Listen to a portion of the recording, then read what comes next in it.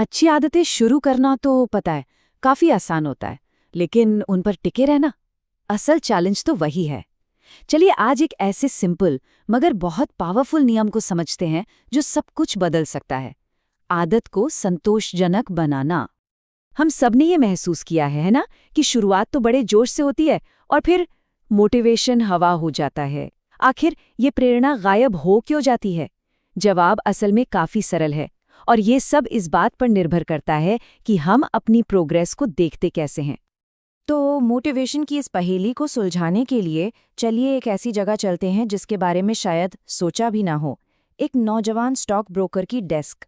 उसने जो तरीका खोजा वो कोई हाईटेक गैजेट नहीं था, बल्कि कुछ इतना सिंपल था कि हम उसे रोज देखते हैं और नज़रअंदाज कर देते हैं। मिलिए ट्रेंट डर्स्मिथ से। इनका सीक्रेट वेपन क्या था? बस उनकी मेज पर रखे 2 जार।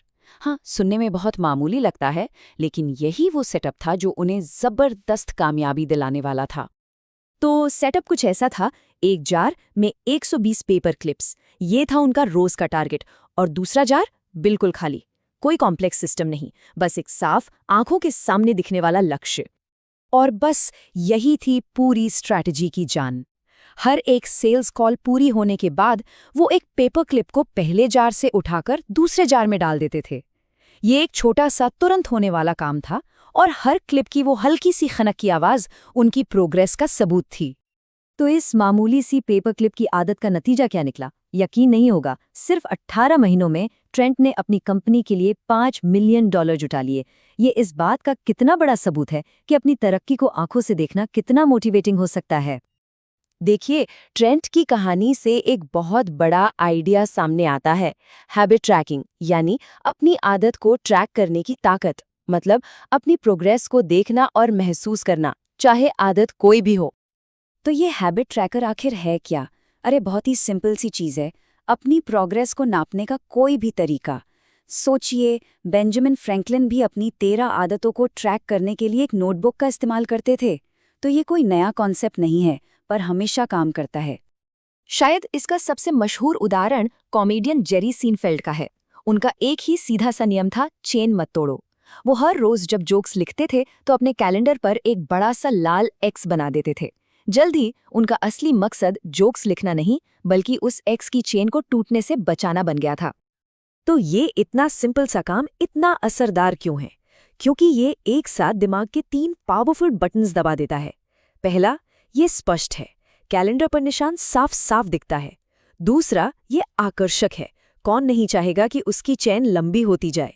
और तीसरा, ये संतोषजनक है, वो एक्स बनाने में एक अलग ही मजा है, एक तुरंत मिलने वाली खुशी। अच्छा, यहाँ एक प्रॉब्लम आ सकती है।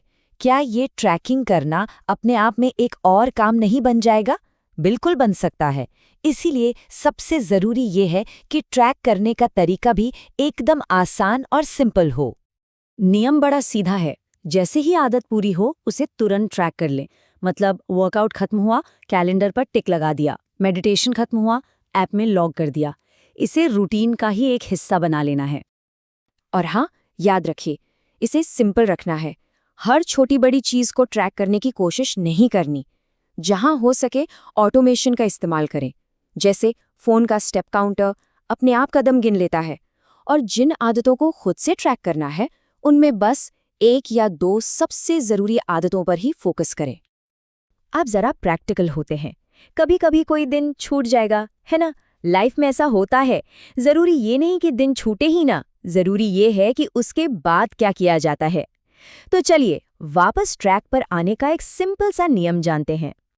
नियम ये है, कभी भी लगातार 2 दिन मत छोड़िए। एक दिन छोड़ना एक एक्सीडेंट हो सकता है, लेकिन लगातार 2 दिन छोड़ना एक नई बुरी आदत की शुरुआत है।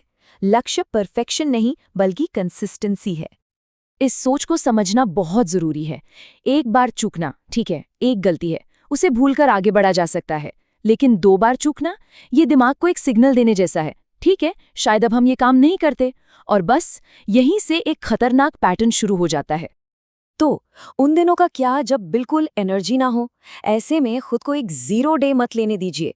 कुछ भी कीजिए, चाहे कितना ही छोटा क्यों ना हो। 30 मिनट की जगह 5 मिनट की एक्सरसाइज कर लीजिए। 1000 शब्दों की जगह 100 शब्द लिख लीजिए। मोमेंटम बनाए रखना परफेक्शन से ज्यादा जरूरी है। और आखिर में ट्रैकिंग के बारे में एक बहुत ज़रूरी बात। कभी कभी हम जिन चीज़ों को नापते हैं वही हमें अपने असल लक्ष्य से दूर ले जा सकती हैं। चलिए समझते हैं कैसे। इसे गुडहार्ट्स लॉ कहते हैं और इसका आइडिया बहुत सिंपल है। जब कोई नंबर ही हमारा टारगेट बन जाता है तो वो एक अच्छा पैमाना नहीं रह जाता। हम बस उस नंबर के पीछे भागने लगते हैं, भले ही इसके लिए हमें असल मकसद को ही क्यों न छोड़ना पड़े। वजन घटाने का उदाहरण लेते हैं।